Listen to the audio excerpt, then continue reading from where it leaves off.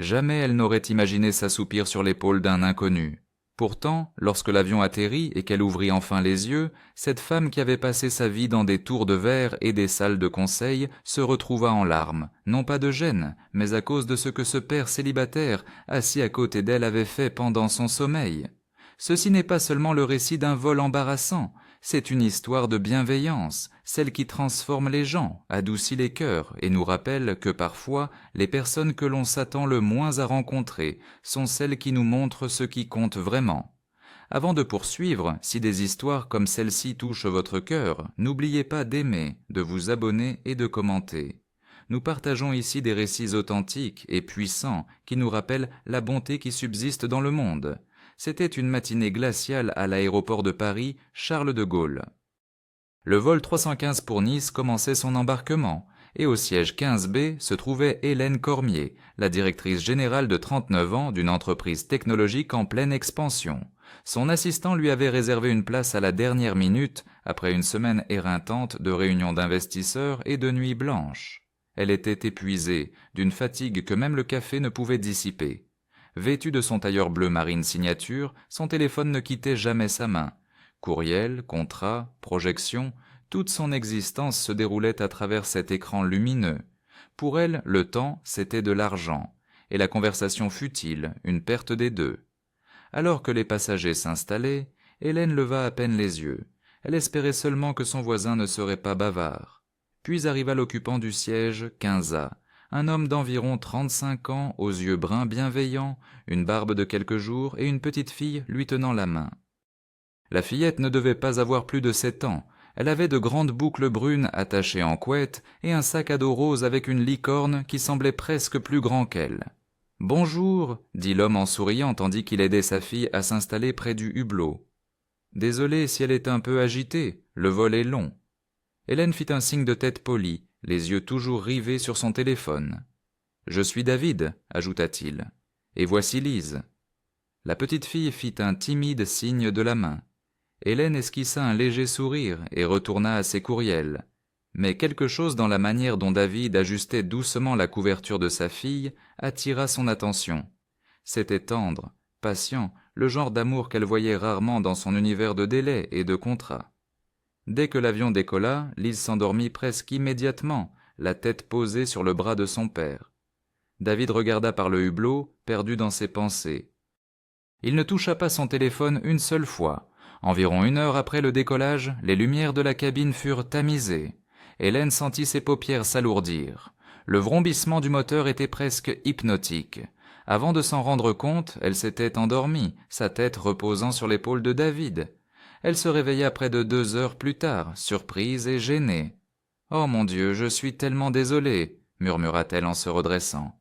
David eut un petit rire. « Ne vous inquiétez pas, vous aviez l'air d'en avoir besoin. » Mais elle remarqua alors quelque chose. Son téléphone, qui avait glissé de ses genoux pendant son sommeil, était maintenant branché à une batterie externe qui n'était pas la sienne. « Je crois que c'est votre chargeur, » dit-elle. David sourit. « Oui, votre batterie était à 3%. Je ne voulais pas que vous vous réveilliez avec un téléphone éteint. » Hélène cligna des yeux, stupéfaite. Personne ne lui avait fait un geste aussi simple et pourtant si attentionné depuis des années. « Merci », dit-elle à voix basse. Ils commencèrent à discuter après cela, lentement au début, puis plus facilement. Elle apprit que David était un père célibataire, élevant Lise seule depuis le décès de sa femme dans un accident de voiture 4 ans plus tôt. C'était l'amour de ma vie, dit-il en jetant un coup d'œil à sa fille qui dormait paisiblement à ses côtés. Elle me manque encore tous les jours, mais Lise, c'est ma raison de continuer. Hélène écouta, vraiment écouta. Cela faisait si longtemps qu'elle n'avait pas eu une conversation qui ne tournait pas autour de l'argent ou des marchés. Elle se surprit à se confier à son tour, lui racontant comment son travail avait consumé sa vie, comment elle n'avait pas vu ses parents depuis des mois, et comment le succès lui semblait finalement plus vide qu'elle ne l'avait imaginé. Pour la première fois depuis longtemps, Hélène se sentit humaine. Quand l'hôtesse de l'air passa avec des collations, David commanda une brique de jus pour Lise et refusa quoi que ce soit pour lui-même. Hélène le remarqua. Plus tard, alors qu'il se rendait aux toilettes, elle dit discrètement à l'hôtesse de mettre leur repas sur sa carte de crédit. À son retour, un sandwich, des chips et un soda l'attendaient sur sa tablette. Je n'ai pas commandé ça, dit-il. Hélène sourit. Considérez cela comme ma façon de vous remercier, pour le chargeur et pour avoir partagé votre histoire. Il parut touché, peut-être même un peu gêné, mais il hocha la tête.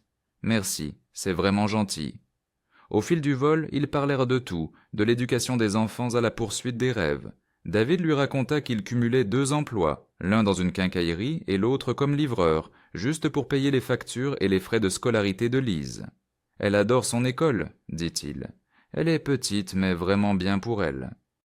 Je ferai tout ce qu'il faut pour qu'elle puisse y rester. » Hélène sentit quelque chose se serrer dans sa poitrine. Voilà un homme qui avait presque tout perdu, mais qui irradiait encore l'espoir. Elle ne se souvenait pas de la dernière fois qu'elle avait rencontré quelqu'un d'aussi authentique. Alors qu'ils entamèrent leur descente, Lise se réveilla et s'étira, se frottant les yeux endormie. Elle regarda Hélène et sourit. « Vous avez bien dormi ?» demanda-t-elle innocemment. Hélène rit doucement. « Oui, grâce à l'épaule de ton papa. » Quand l'avion atterrit et que les passagers commencèrent à rassembler leurs bagages, David la remercia encore pour le repas. « Hé, dit Hélène avant qu'ils ne se séparent. Avez-vous une carte de visite ou quelque chose ?» David rit. « J'ai bien peur de ne pas avoir de carte sophistiquée comme vous. » Elle sourit. « Alors écrivez votre numéro. Peut-être que je pourrai vous envoyer quelque chose. » Il hésita, puis le griffonna sur une serviette en papier. « Bien sûr, mais vous n'êtes vraiment pas obligé. »« J'y tiens, dit-elle. » Ils se dirent au revoir à la livraison des bagages, et tandis qu'elle le regardait soulever la petite valise de sa fille, quelque chose en elle changea. Le lendemain matin, Hélène ne pouvait cesser de penser à David et Lise. Assise dans son bureau, entourée de verre, d'acier et de silence, elle réalisa à quel point elle s'était éloignée des choses qui comptèrent vraiment. Cet après-midi-là, elle passa un appel. 3 semaines plus tard, David reçut une lettre par la poste. À l'intérieur, une note manuscrite et un chèque. « Cher David, lisait-on, je n'ai cessé de penser à notre vol. Votre force, votre amour et votre bienveillance m'ont profondément touché. 6 juin quelque chose qui pourrait aider pour l'éducation de Lise. S'il vous plaît, ne considérez pas cela comme de la charité. Voyez-le comme un investissement dans la bienveillance, dans des gens comme vous, qui rappellent au reste d'entre nous ce qui compte vraiment. Avec gratitude, Hélène Cormier. » Le chèque était d'un montant de 24 000 €, assez pour payer les frais de scolarité de Lise pendant plusieurs années. David resta sans voix. Il prit sa fille dans ses bras et la serra fort. « Tu vois, ma chérie, il y a vraiment des gens bien dans ce monde. » Mais ce n'était pas la fin. Des mois plus tard, Hélène donnait une conférence sur le leadership à New York. Interrogée sur la leçon la plus importante qu'elle ait jamais apprise, elle ne mentionna ni les stratégies commerciales ni l'innovation. Au lieu de cela, elle raconta l'histoire d'un vol de Paris à Nice, et comment un père célibataire et sa petite-fille lui avaient rappelé que le succès ne signifie rien sans compassion. Elle termina son discours par ces mots. Parfois les plus petits gestes de bonté, offrir son épaule, partager un chargeur ou écouter l'histoire de quelqu'un, peuvent changer plus qu'un moment. Ils peuvent changer une vie. L'audience lui fit une ovation debout. Non pas parce qu'elle était une PDG puissante, mais parce que, à cet instant, elle était simplement humaine, ouverte, vulnérable et réelle. En quittant la scène, son téléphone vibra. C'était un message d'un numéro inconnu. C'était David. « Je voulais juste vous remercier encore. Lise a eu son premier bulletin. Que des excellentes notes. Elle dit qu'elle veut devenir pilote un jour. » Hélène sourit, les larmes aux yeux. Peut-être que la bienveillance ne fait pas que se propager. Peut-être qu'elle prend son envol. Si cette histoire a touché votre cœur, prenez un moment aujourd'hui pour faire un geste aimable pour un étranger, pour un ami ou même pour vous-même. On ne sait jamais quelle vie on pourrait être en train de changer. Merci d'avoir regardé et n'oubliez pas que chaque histoire nous rappelle que la bienveillance compte toujours. N'oubliez pas d'aimer, de commenter et de vous abonner pour plus d'histoires qui inspirent l'espoir et la guérison.